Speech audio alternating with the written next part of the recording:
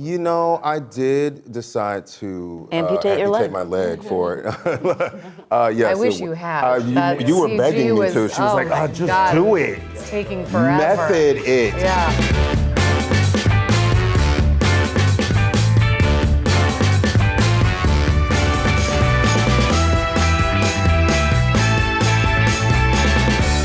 I want to start with Lila. You said that obviously most of your work is in the theater, and this is your first narrative feature. I'm really curious about what sort of like in your toolbox helped you direct this movie from that theater experience. They're very different mediums. They are. The structure of the process in theater and in film, they are almost diametrically opposed.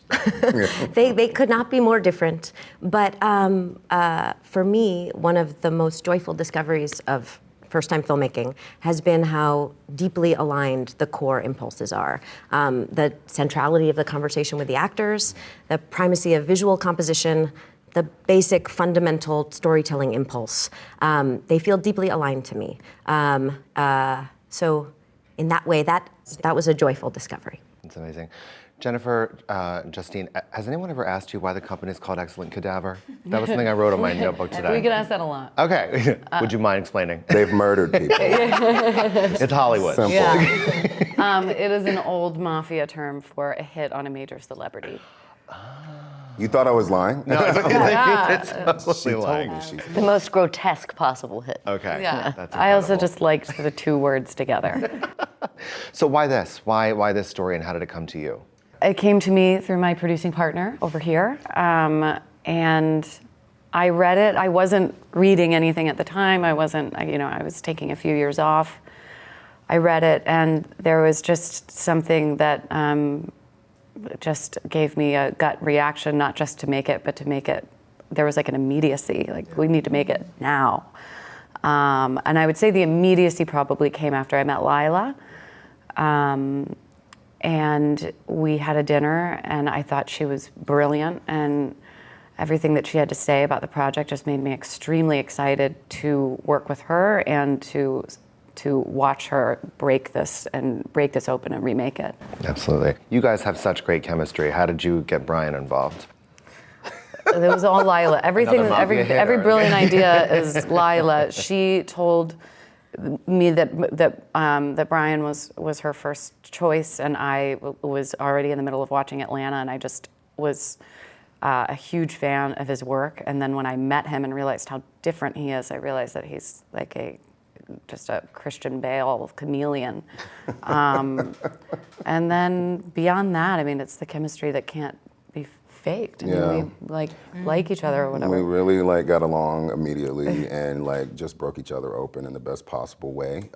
She's very giving, when it comes to scene work, and just as a person, it was immediate. I think once we met each other, it was like, oh shit, we really We shared chapstick. Yeah, we did, and that was pre-COVID. alone. That's what started COVID. Yeah, we would share chapstick even after COVID. But yeah, I mean, I've always been a huge fan of Jen's work and just the projects she picks and how the choices she makes, and it was a no-brainer. With Lila, I've always wanted to work with Lila. We have been screaming at each other for almost 15 years. When are we going to work together? When are we going to work together? And I had no clue that it would be in this capacity, that it would be with her first feature, which I'm truly honored to do. So I was with everyone on this couch, I was like, this is just the best culmination of talent and creativity. So I wanted to be in the middle of that. Like I am now. Don't touch me. No, sorry. Restrain. Especially the beginning sequences of the film, they're incredibly intense and physical, and I can't imagine sort of the responsibility you might have had to sort of accurately portray, but still sort of honor what veterans might go through. Did you just go in between scenes and bawl? It's really hard to. Well, I mean, you're right. There was an extreme pressure to do justice by these people who come home with trauma, and also just to be taken back to being a child, not able to go to the bathroom by yourself, not able to take your own sweatshirt off. And we worked nonstop with occupational therapists, and I spoke to countless heroes that had come back with TBIs. And the one through line was that there was not one thing that it looked like for it looked different for everybody. Can you clean pools now? Is I that actually a new can. skill you can? I actually can. Yeah. What did you shadow a pool cleaner? Yeah. Bring that guy You're outside. thorough, Jennifer. Yes. I mean, we You're also thorough. brought a did. lot of people with expertise in traumatic brain injury to Yeah, set. that were on But set we and actually did bring working a with me in the partner. scenes. But yes, there was a pool yeah. cleaner. There's nothing fake in the movie. Really? Sorry, I needed the pool question to break up because what's coming next. I thought one of the most poignant parts and succinct ways to sort of embody the movie in the script was Jennifer's character is talking to her incredible doctor. And your character says, like, what if the PTSD isn't the only trauma in my life that links me to depression and whatever, and then sort of takes accountability for herself after that. And I think that might be what the movie's trying to say overall. So how did you sort of get there and as actors? I mean, I think that was kind of what all of us were saying and pouring in our own kind of collective wounds personally. You know, what if the trauma is here? I think that that's why that scene with my brother towards the end is so powerful, because this is somebody who feels safer in prison, who doesn't trust himself on the outside, and Lindsay realizes that's exactly how I feel. But I don't have to go to Afghanistan. I don't have to be trapped in something to feel like I can belong there. Maybe I can do this. Maybe I can find something, someone. Right. Yeah. And how many of us are walking around with disabilities that we don't show, the scars we don't show, how often we're trying to cover up these things that it's the whole concept of concealing trauma and concealing and what a disability is, right? You know, like disabilities are usually things that people put on you. And I think that that's the greatest thing about these two characters is that they get to a place where they just completely disrobe that and like let everything fall to the wayside and show each other scars, let each other in, and just uncovering, which I think is what Causeway is really about, the uncovering of that wound and trying to find a way to heal it.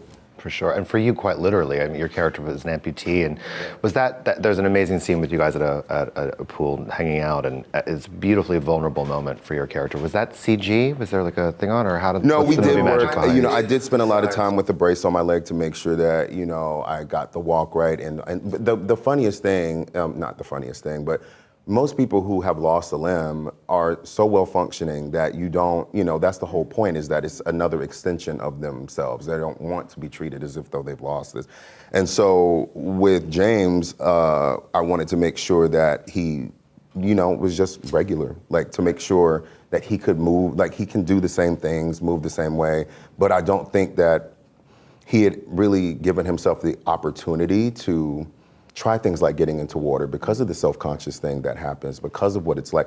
I mean, he unveiled a whole different part of himself, like in front of, a person he just met. So to get in the water, which, you would think is an unsafe place, because of the connection he had with her, it felt safer. I always call it the baptism scene, because I feel like that's where we both come and like cleanse ourselves in this water and let our, literally expose our wounds to each other. And everything turns out okay.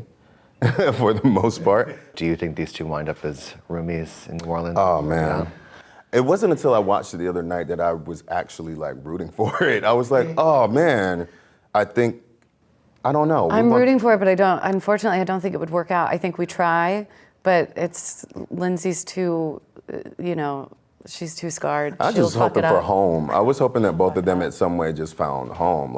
I think the win is that she even gave herself the option to think about staying, and not And to to reach deploy. out. Yeah, to reach out. And she brought me beer. So but it was. And I was pregnant. Oh my gosh, she was. Yeah. You were? I was. During that movie? It's okay, you can hold beer. Okay. So they say. But yeah, I don't know, the possibility of it all was what I took from it, because, I think for both of those characters, finding a place of sincere apology of what they've been through and what they have done. I think they both have lived in a place where they're always constantly trying to pay penance for what they consider their sins in this life. So even them coming together on that stoop, even to know that she walked there, and that she knew he would be there, I think that bridge existing, period, is enough to satiate. It's like an Apple series where you guys just run an auto body shop and try to make it in a big city. Oh, yeah. We'll do it. I don't know why you guys aren't giving him like producer credit already.